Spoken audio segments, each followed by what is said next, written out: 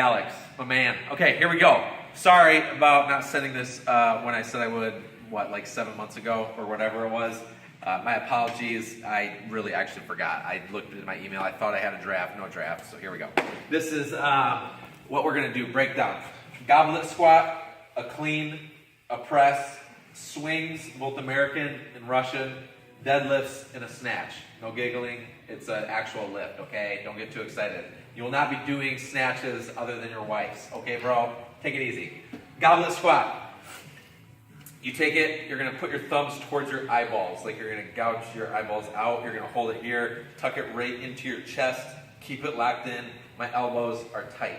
You're going to get into a squat stance, which we would say heels are under your shoulder. So sometimes it's helpful, honestly, to have somebody, whether your wife or whoever, draw a line straight down from your shoulder, put a little mark on the ground, line straight down from your shoulder, put a mark on the ground until you can get aware of what that feels like. But having an actual cue to do that setup, I would encourage that. But it's going to be here. You're going to squat down. You're going to stand up.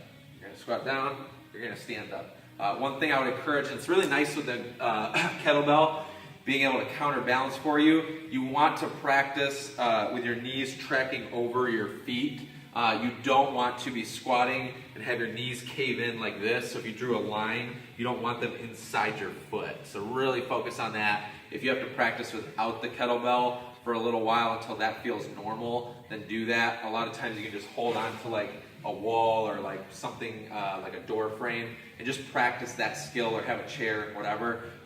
But once you get used to that feeling, then get the kettlebell, hold it, do those squats, fold that. That'll be a great workout. Like I said, it really keeps your core nice and engaged. So that'd be the first one. If that's all you did, honestly, man, you can get pretty fit just doing that, in my opinion. So a clean is a function that we would just say taking the weight from the ground to your shoulder. I love this one. The practice that you want to go through, I'm going to take my shoes off. The practice you want to go through is, if it's in my right hand, I want to reach across to my left side of my body. So I'm going to hang on to the kettlebell in this corner with my right hand. Across the body, grab right in that corner. You should be able to rotate it around to the side. It should not do this. This is what a lot of people do. They'll grab the center, it'll flop like this. I'll show a side view. It'll flop and hit you on your arm and feel horrible. Don't do that. So if you hold it right, cross the body, you should be able to tuck the elbow inside. It's going to rotate, land on the shoulder. Okay? That's going to feel really good. So just practice it like that. A lot of times you don't have to finish the movement if you're learning it. Just go like this. Bring it up. Feel like stop here, come back down. Start to rotate that elbow inside. You don't have to do the whole movement. Just get used to it. But eventually you'll get good at it. This would be what we would call a squat clean. And you would catch the weight, squat with it, and then stand up. And that's a really good drill. So you're kind of double dipping that first one, the goblet squat. You're in one arm now, you're bringing it up to your shoulder, and then squatting with it. So you'd call this a squat clean. And then stand. So that's a really good one as well. Really powerful movement. You'll see doing, honestly, like 5 to 10 of those.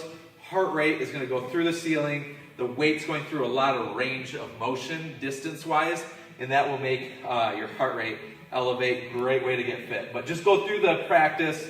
Make the squat feel good, make the turnover feel good. Once it all, making sure that thing's not flopping over, hitting you on the arm, and then you can do those squat cleans. Honestly, doing them in like reps of, do like a 5x5. Do 5 reps on the right hand, 5 reps on the left hand, take a break, do that 5 times, and then you get in a total of 25 reps on each arm, 50 total reps. Great workout, honestly, phenomenal workout. So just resting in between, 5 reps on the right, 5 on the left, take a break, be up to 2 minutes, 3 minutes, whatever, and then do another set. 5 on the right, 5 on the left, take a break, could be 5 minutes long, whatever. That's a great workout. Pressing is just getting the kettlebell to go overhead. So once you have it on the shoulder, you're just going through the range of locking out overhead and then coming back to the shoulder. Locking out overhead, coming back to the shoulder.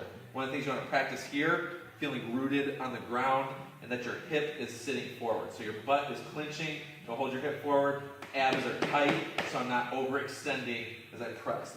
You don't want to look like that. You don't want to be like leaning away from it. You want to be able to hold everything tight, nice straight line, just press with the arm. There should be not a lot of movement happening everywhere else. It's just right here to here. It's going to take a lot of control in the body as you go through that. So do that both sides.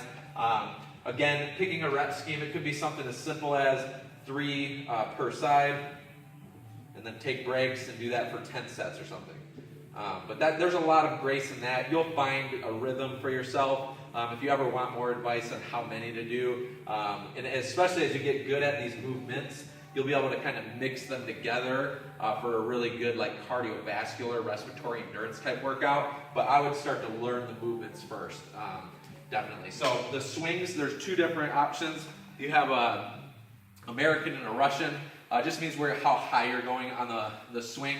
So Russian swing is just right here to eye level. It's flexing the hip. So you go flex, extend, flex, extend, flex, extend. You're not going like this, leaning way over. You don't want to do that. It'll light your low back up. You're trying to just control moving my hip back a little bit, and then explosive hip extension. The American will be going all the way overhead. Again, not trying to arch your back a lot like that. It's very controlled, being long, pressing towards the ceiling as it's overhead. So that's a really good drill. Again, pick rep schemes on that. A deadlift and a snatch. The deadlift is just standing it up to the hip. So you'd stand over top of it, have it in line with the middle of your foot. You're just standing up all the way. Coming back down to the ground, put it right between your feet, back up all the way. Goes right between your feet, back up all the way. So I would do probably a lot of reps of that one, something like 15, 20 at a time. That should feel awesome. And then the snatches, you'd want to graduate from all of these. These should become second nature without thought. You should be really good at these, and then I would consider start doing this one. But that could be months down the line. I'm just going to show it for at least vision down the future. Again, same idea, come across the body. You're going to explode, catch overhead. So you could do that also in like a quarter squat catch stand. But I would definitely make sure all of these feel good before you start playing around with that one. So other than that, man, definitely pick some rep schemes, make it good workouts, understand the movements. I think you're going to be able to feel your core get a lot better, and you'll feel great. So there you go, Alex. Thanks, man.